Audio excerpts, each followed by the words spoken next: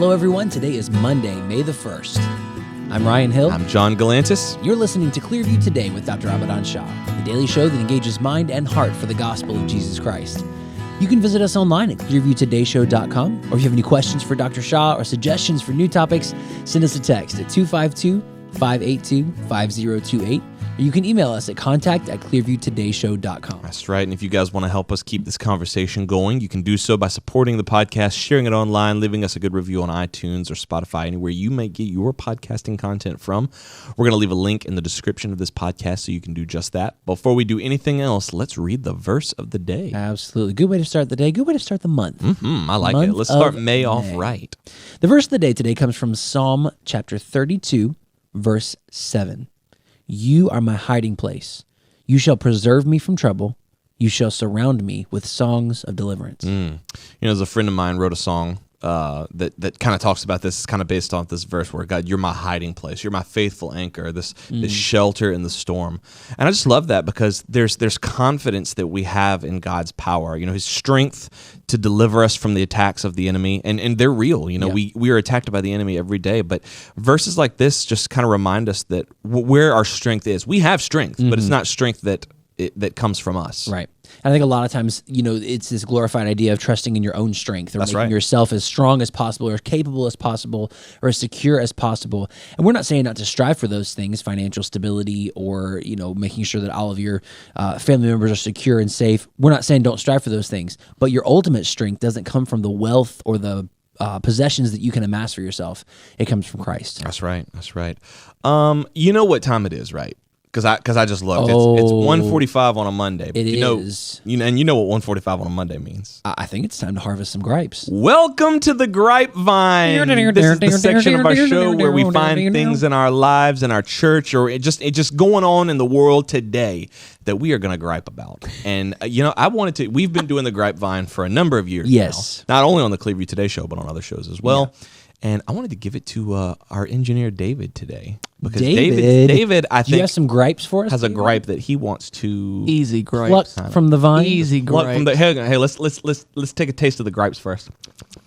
Oh, yeah, that's a good gripe. That's one of my gripes, but we'll save that for later. All right, go for it, my friend. Okay, so I don't have a whole lot of gripes. You're a pretty easygoing guy. But I feel like my biggest gripe, at least right now, is somebody in this room sitting at the table over there, not where I'm at, that's not Ryan, likes to... We can't be sure who that is. Yeah, I'm not sure which one. And it's not Dr. Shah, because he's not in the room right now. We're going to go get him later. Sure. So it's just somebody at that table. Sure. But it's hard to say who. Yeah, it's hard to say who. Okay. Name rhymes with Sean. Maybe, wearing maybe a white shirt or something. He, for some reason, on Sunday's like our go day. I already know what he's going to say. Right? Sunday's like our go day. Like we get up, or I'm there early. I'm ready to go, get everything going. Then services start. Dr. Shah preaches 3 messages. I don't understand how he has the energy to do that. We are doing the worship and the children and tech type stuff. And then it's like the calm after the storm. Like services are over. We're time to like around noon. Yeah. Time to go maybe get some lunch. Collective exhale. And then, you know, around 3 or 4, I start ramping back up to go and get ready for Catalyst because I do the worship stuff with the students. Yeah, it's our youth service on Sunday night. Right. John, for some reason, as soon as service is over, he gives it maybe 10 minutes. Or someone, maybe not John. Oh, yeah, somebody. Someone. He loves to start projects. And it's senseless projects. It's not stuff that makes any sense. It's like, okay, service is over. That was really good. Okay, it's time to go into the broadcast room floor. We're going to run 2 SDIs to the cameras out there. And then next week on Tuesday, we're going to undo that because I found a better way to do it. But for right now, this is the only thing that's ever going to work. And we're going to make this solution permanent. I don't know. Reason why I think Sunday is because, number one, we're all there. And after the services, I get a big burst of energy. It's like I get a second wind after the services are done. I don't understand the whole... I think that you are alone in that. I don't understand the whole, like, let's just crash and let's just chill for a few hours. It's not let's crash. It's just like, hey, let's wind down. But then you have to wind back up. I don't think it's productive, and I don't think it's healthy, honestly. And I hate to even go there. but I don't think it's taking good care of yourself to wind down and have to wind back up. Let's just go. It's healthy to stay wound the whole time. Stay wound, and then you crash at night. No, and also no. the stuff has to get done. Also, those cables okay, have to get run. The stuff has to get done. Yeah. Then how come you're getting other people to do it while you sit I can't back? do it by myself. Right. I can't run cables You underneath don't the do floor it by at myself. all. I can't is what fit I'm under the saying. floor. Right. I'm too big to go under the floor. Do I look like I fit under the floor? You've been under the floor. I know. It's a squeeze. It's a squeeze.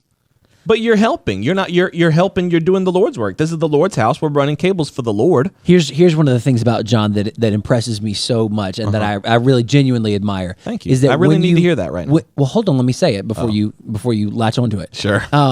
When you get a project in your mind, that is the only thing in your mind. It's the only thing that can be. That's there. the only thing that like, and it's not just like I have this project that I want to do. Let's plan a time. It's like I have this project that I want to do. Let's accomplish it now. For the Let's next go and 3 hours, capture it. this is my existence. Right. This is my life. And that's something that I do not have. I do not have that character trait, and I genuinely admire that about you, because thank you. I would like to be more like, this is the project, this is what needed we're to hear doing, that. push everything aside. The problem with that is twofold. Number one is timing. Timing is poor.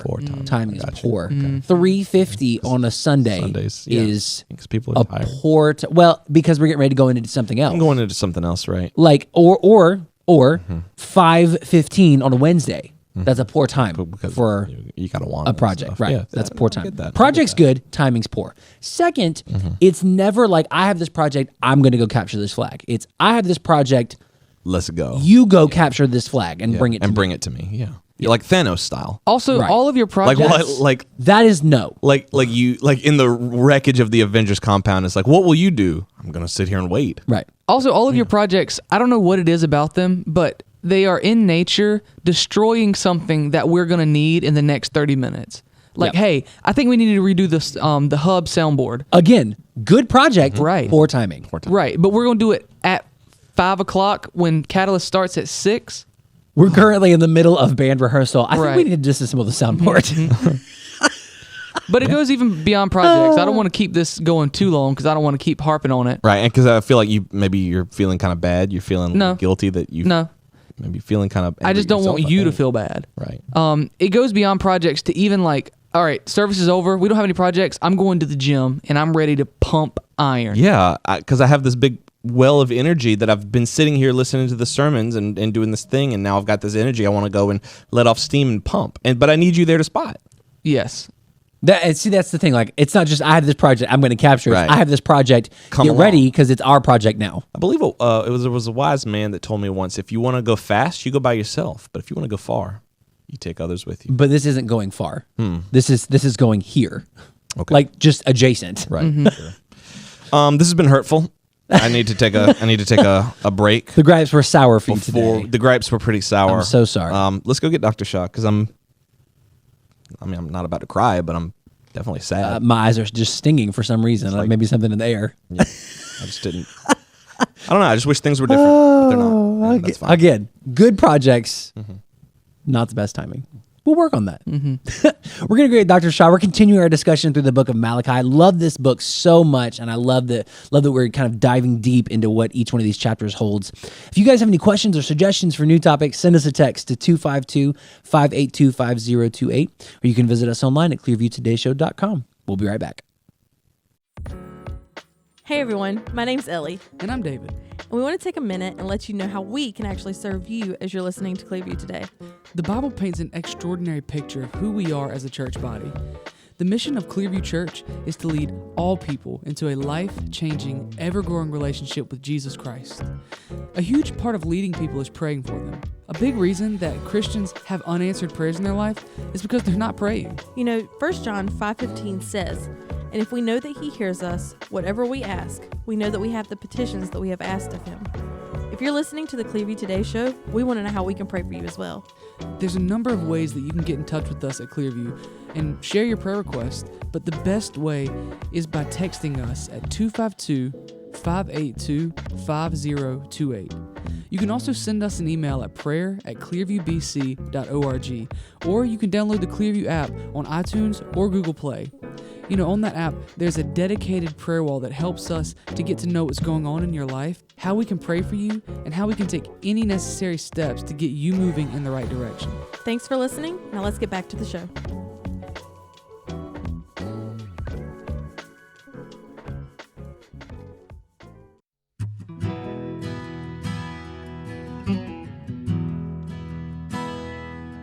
Welcome back to Clearview Today with Dr. Abadan Shah, the daily show that engages mind and heart for the gospel of Jesus Christ. You can visit us online at clearviewtodayshow.com, or if you have any questions or suggestions for new topics, send us a text at 252-582-5028. That's right. And if today is your first day ever listening to the Clearview Today show, we want to welcome you, let you know who's talking to you today. Dr. Abadan Shah is a PhD in New Testament textual criticism, professor at Carolina University, author, full-time pastor, and the host of today's show. You can find all of his work on his website at abadanshah.com. That's right, Dr. Shah. Happy UK Labor Day to you. Oh, okay. I was looking at my planner. Earlier, and I was like, "Oh, it's Labor Day." I was like, "Let's all right. We got to make sure we say it's Labor Day." And they were like, "It's 100% not Labor Day." Yeah, it's called. Look, I've got it. I'll show you the September. I'll show you the planner. It says Labor Day, and then under it says it's for the UK. Yeah. So to all of our friends who are listening Across from the the pond. UK, Happy Labor Day to Happy you. Labor Day. I wonder if we do have many listeners. If you're listening in the UK, I don't know why you would be, but if you're listening in the UK, write in and let us know. We'd love to hear from you. I think we do have some. Does Because it reach Yes, over to we the UK? do. Yes, we do have some. Really? We have. Didn't they contact you? They contacted me once. This was years ago, back when we were doing Carpe Mañana. But I know for a fact because that's David's right. been I do looking at the remember that. demographics, and he saw that there was some in the UK, there was some in the Netherlands, and then there was one in like Romania or something like that. I can't remember where, but yes, we do have some listeners. So if it's Labor Day for you where you're listening from, write in and let us know. Happy Labor Day to you. That's right. Well, Dr. Shaw, we're continuing our discussion on Malachi today. We are coming to the end of the book of Malachi, and this is, we've said it on the show, but there's so much in this little tiny book at the end of the Old Testament. There's so much to learn here and so much to dig into. This has been one of my favorites so far. Yeah. 100%. Yeah, I've preached to this book several times in revival meetings at Clearview, and then of course now doing this radio show, we've heard from so many people how much this series has helped them, especially where we are as a nation, where we are as a people. So now we come to this chapter 4, and we're talking about the coming dark day. Now, when I think about dark day, I think back August 21st, 2017. That's how many years ago was that? Oh man, that was 5.5? Yeah, going on 6. Yeah, 5-6 years ago. Yeah, almost 6 years ago. And this was the total solar eclipse that was kind of like the 70-mile ribbon, that ran across Oregon to South Carolina. And so at our church, we took 2 van loads of people, and we went down to my Georgia. college, Yep. Toccoa Falls, and we found us a nice shady spot. And I know that spot very well because I could look out my window at Forest Hall, and there was a creek there coming down from the waterfalls. There's a creek, and across the creek on the other side would be the this grassy area where students would go sit and study and stuff like that. And I said, I think I know where we need to be. And we went there, and it was a nice open shade, wasn't it? It was really nice. It was really cool. It was really cool. And then right about I think it was 2:37 p.m. Right? It 2:37. went total eclipse for about 1 minute and 59 seconds. So we drove 6 hours just to get there for that 2 for minutes. 2 minutes. But man, was it worth it. It was crazy. It was so I cool. remember that day. It was crazy. Absolutely. The leaves began to did not look green anymore. They're all of a sudden the colors changed. There was still light there, but it was like a whole different kind of light. That was crazy because it did look like nighttime. Right. It looked like daytime with all the color just drained out. Yeah. Drained out. It was bizarre. Yeah, it was like if you're editing something on the computer and you take that saturation slider all That's the way exactly down, what it just looked the like. color drains. Yeah, and it out didn't everything. necessarily become black or gray, but it just the colors were very different. And then it felt like the end of the world. The moon sort of lined up directly in front of the sun and left this bright ring in the sky, and everything went dark. And I remember very distinctly, immediately, the lights came on, the street lights came on. And this has been the experience of a lot of people, not just us, of course. All the people who were in that band saw this. So lights came on, and the birds They stopped. And you remember what else happened? What else The happened? crickets. Yes, the crickets came out. The crickets started chirping. Just for 2 minutes, crickets were chirping. It was Just imagine crazy. the animals like, we're going now. Okay. Somebody wake up Tom. Tom, get up, Tom. Let's go. It was insane. It just was very interesting, and it kind of not only gave us an understanding of the power of God. You know, I know one of the gentlemen in our room right here on this table shouted glory to God. Shouted glory to God. I don't know who that was. That was me. That was 100% me. Yeah, I was so taken aback. I was like, because I didn't think it was going to look that way. They gave us these glasses, and you had to look up at the sun, and I was like, man, I was disappointed because I was like, I don't want to look at it through these glasses. I want to look at it with my eyes. But then when it happened, they were like, everybody take your glasses off, and I took them off, and I saw it like it looked in person how it looks in pictures, and I was like, glory to God. Yeah. So anyways, but it was kind of a crazy thing, and but now we come to Malachi chapter 4 and verse 1. It says, "For behold, the day is coming, burning like an oven, and all the proud, yes, all who do wickedly will be stubble. And that day which is coming shall burn them up, says the Lord of hosts, that will leave them neither root nor branch. But to you who fear my name, the Son of Righteousness shall arise with healing in his wings." So this is the final chapter of the book of Malachi. God is giving the people of Israel a glimpse of the future. Keep in mind, Malachi was written to the Jewish people, right? And he's giving them a glimpse of what is coming. He's telling his people that there was a day coming when he will execute his judgment on those people. You know, the people of Israel are saying there are people who are proud, but God somehow blesses them, and they are wicked, but God, give them success. Yeah. And God is saying there's a day coming when I will deal with those people. Yeah. I think that gives me hope and kind of security just as a believer, because I think a lot of people think that the earth is just some abandoned ship out in the middle of the ocean. Floating, it's just set adrift, and it's just kind of like God wound up wandering at creation and he just threw it, and whatever. And it just kind of goes out in all directions. And let's just see how this thing plays out. But to know that God has a plan, a very intricate, detailed plan, and it's not just we're inching our way towards it, that plan is going to come to fruition. Yeah. And the wicked, the unjust, the ungodly will not get away. God is going to deal with them. He will punish them. There is not going to be, I didn't know. That's not going to be like that. It'll be, you knew very well. Yeah. People lie all their lives. They pretend they don't hear from God. They pretend there's no, I don't feel it. I mean, I'm happy. What do you think I need? On that day, it'll be like, I was never happy. Yeah, I knew God was knocking on the door of my heart. Yeah, I knew I had to surrender my life to God. I just didn't want to do it. On that day, all truth will be made clear. Nowadays, when you argue with people or you explain to them the gospel or, submit your life to Christ, they come up with us like, what do you mean? Why? I mean, explain to me why, You mean, why is your religion, your view of future? On that day, it'll be like, the whole time you were talking to me, I knew I was messed up.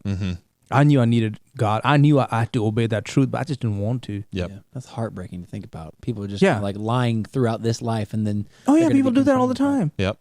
And it's crazy that one day they won't be able to anymore. It won't even be like, well, now I guess I have to. You can't stand in the presence of God. Yeah, that was true. It was true. Yeah. And I ignored it.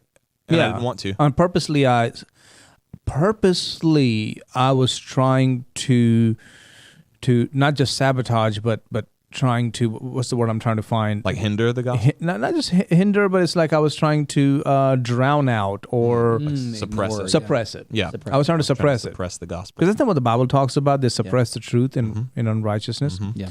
So this they will be judged. But at the same time, those who were speaking about God to one another and those who feared God, on that day it says, I will make them my jewels.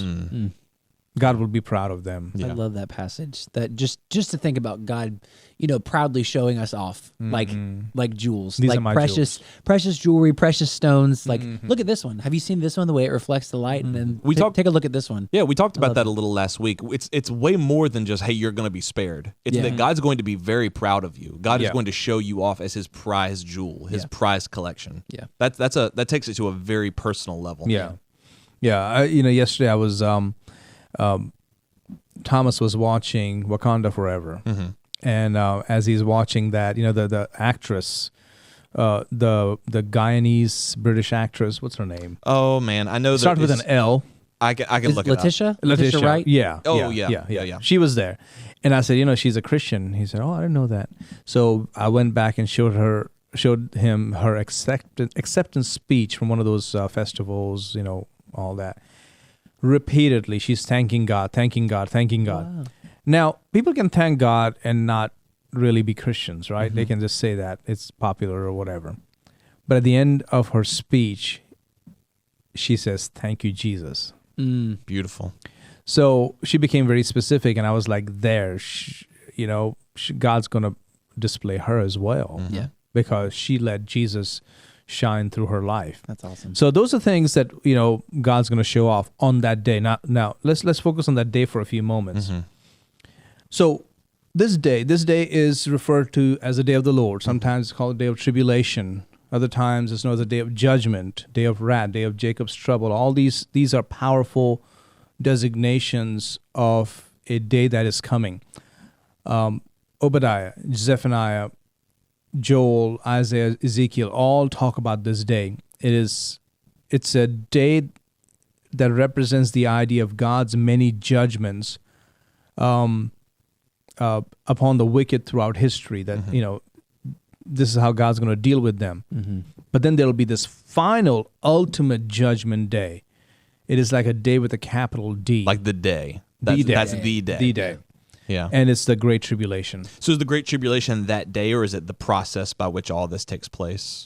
Great Tribulation will be that period where all this happens. So I won't necessarily say this is that 24-hour day, but it's that in the 7-year whatever, and there's a lot of views there, so I don't want to get into that immediately. Yeah, because I feel like people will either take that one of two ways. They'll be like, they will dive all into it and they want to know everything they can about that day, or like more like me, it's just I don't even think about it. I don't even I'm sort of scared to even think about that day, so we tend to avoid that. But there's no in between. Like people either dive completely into it or they just avoid it. Well, and I love the approach that you've taken, Dr. Shah, when we've talked about the stuff in Revelation and end of times things. It is interesting to people because it's the part of the Bible that hasn't happened yet. It's the one part where we're kind of looking ahead, but at the same time, you've reminded us and reminded other people as well. I've heard you say this, that if you're so focused on the end of time, if you're so focused on the end of the Bible, you're going to miss living in obedience to God in the time that you've been given. That's right. It's fine to learn about those things, but don't become so hyper-focused there that you miss gospel opportunities in your life and the life that God has called you to live in the now. Abigail sent me this years ago, I can't remember when she was first entering college. It's known as the Dunning-Kruger effect. Oh, that would have been 2017. Yeah. David Dunning and Justin Kruger are social scientists and professors or social psychologists, and they published a very interesting study back in 1999. And the nutshell is this: the less people know, the more they think they know. There's a direct correlation between how much people think they know and how little they actually know. That seems about right. Yeah, and I mean, we say a little knowledge is dangerous. So when it comes to prophecy, a lot of dangerous people because they take a few great way to put that. Messages from their favorite preacher, and I would actually agree with those messages. Right, I'm not against them. It's just they all of a sudden become so authoritative, and they used to do that here at one time, and I just finally said, hey, listen, I want to preach on prophecy when I want to preach on prophecy, because I preached for 2 years nonstop. Wow. 2 years from the start of from the middle of 2000 and I want to say 8 to about the end. No, I'm sorry. The start of 2009 all the way into the middle of 2010. Wow. Yeah, a year and a half, nonstop, every Sunday. So I had I would say maybe 60, 70 messages. End times prophecy specifically, or wow. Yeah. Okay. Daniel, Matthew 24, Revelation, just bringing it all together. And, there was a lot of messages. And it was great. Yeah. But I also realized how people began to argue with me, and which is fine. They can argue all they want to, but I'm like, wow. People in the church arguing? Outside. Oh, okay. Yeah, people in the church most of the time were okay. Yeah. People from the outside who saw my articles in the paper or they heard a message somehow immediately would like launch into like, well, wait a minute. Now, how do you interpret Ezekiel, blah, blah, blah, with this? Oh, man, you put stuff like that online, too. I mean, you really, that's a powder keg waiting to happen. Yeah, that's true. Long letters, like massive envelopes with pages and pages of letters. You know what's crazy? One thing I found through this radio show is that people, man, they crave a theological argument. Yeah. They want to argue and argue about stuff I didn't even know was issues. Yeah. Like baptism, communion, ordinances. Yeah. Like I get arguing over like prophecy and stuff, but man, they love it. They really love to argue. So I can't imagine you preaching on end times prophecy for a year and a half and how much people would want to argue. I mean, it's as crazy as the fig tree. Fig tree, does it blossom? Does it bear fruit? What's the difference? Okay. Well, I mean, there are issues, and I knew that because I was not like against it. But one family left the church over the fig tree. My goodness. Now they didn't leave right away, but in time they did. But the genesis was the fig tree. Was it a blossom? Was it a fruit? And I was like, well, I think it's a blossom, which means it's on its way, but it's not yet. Well, I disagree with you. I mean, look at this. How do you explain this? And how do you explain? I was like, I told you how I explain it, but I don't think you're going to accept that explanation. So we may have to agree to disagree. And from there on, he walked with a pebble in his shoe. Wow. He could just not get that straight. Did you find that the longer you studied prophecy, did it become clearer or did it become more like complex? No, I think it was clearer. I actually like prophecy. Mm-hmm. I love to teach on prophecy because prophecy not only helps, focus on the Word of God because it's the Word of God, right? But it also helps purify the church. It also helps witness to the lost. And Revelation 19:10, for the testimony of Jesus is the spirit of prophecy. The testimony of Jesus is the spirit of prophecy. As long as we keep that focus, prophecy is good. Yeah. So I'm actually for prophecy, for teaching on biblical prophecy, okay? But not like this contentious charts and, your view of that. I want to hear it. I'm going to argue, but I'm going to say this, but I know where you stand. And it's like, Yeah. I feel like it turns more into, debate club, but even more just hostile than that. Yeah. It becomes hostile. It's very divisive. And that's where I draw the line. It's like, no, maybe some things I'll argue with you, but I'm not going to go into long-term back and forth. Yeah. What do we make of a prophecy like this? Someone that's directed at Israel. What do we as Christians make of this one in Malachi? First and foremost, it's for Israel. Malachi was writing to the Jewish people who had come back to the land after the exile. And it was written to confront their sins and to commend those who were pleasing God and speaking to one another about Him. So that's the reason behind this prophecy. So this prophecy will be fulfilled for the people of Israel in the end of times. So let's keep that in mind. That's like the bottom line. Yeah, he still has a purpose for Israel. For Israel. Yeah, absolutely. So I want to say that clearly. Ethnic Israel God is not through with them. There's still purpose for them. And sometimes people say, the church has replaced Israel, and they'll quote passages like Romans 9:6, for they are not all Israel who are of Israel, nor are they all children, because they are the seed of Abraham. And that's a big misinterpretation of this passage, because just 4 verses earlier, Romans 9:2, it says that I have great sorrow and continual grief in my heart, for I could wish that I myself were accursed from Christ for my brethren, my countrymen according to the flesh, who are Israelites, to whom pertain the adoption, the glory, the covenants, the giving of the law, the service of God, and the promises, of whom are the fathers, and from whom, according to the flesh, Christ came, who is over all, the eternally blessed God. Amen. Paul is so burdened for his people. So burdened for the people of Israel that he says, if I could, I would go to hell for them so that they could be saved. Wow. And then he says in Romans 10:1, I say then, has God cast away his people? I don't know why people don't read that. Yeah. Yeah, that's kind of a glaring, like, hey, God's not done with his people. Right. Well, hold And the on, let's see answer what is Paul certainly says. not. Oh, okay. No. I was like, hold on, let's hear these people Let's out. hear 'em out. Oh, certainly not. Oh, yeah, no. Yeah. And then that's verse pretty 2, clear. if that was not clear enough, verse 2 says, God has not cast away his people whom he foreknew. I don't understand, and I know we don't really have time to dive into this now. Maybe we can devote another episode to this, but I just don't understand the purpose of casting Israel out. Like, why can Israel and the church not have their roles fulfilled without casting one aside? Well, that's a great question. Yeah, that's what I mean. I think some of that comes from ethnic superiority.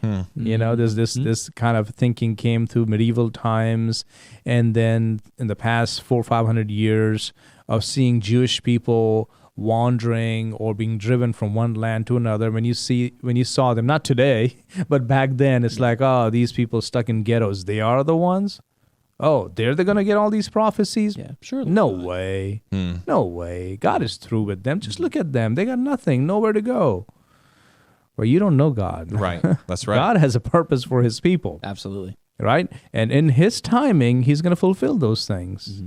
Right? Just Israel coming back into the land, 1948, should be enough to tell you something is up. Yeah. You know. And I'm pretty sure there's lots of places in the Bible where people aren't supposed to be judged by their outward appearance. That's right. I'm pretty sure that's mentioned a few times. Yes. Absolutely. Absolutely. So there's still more to discuss on this passage. Yeah.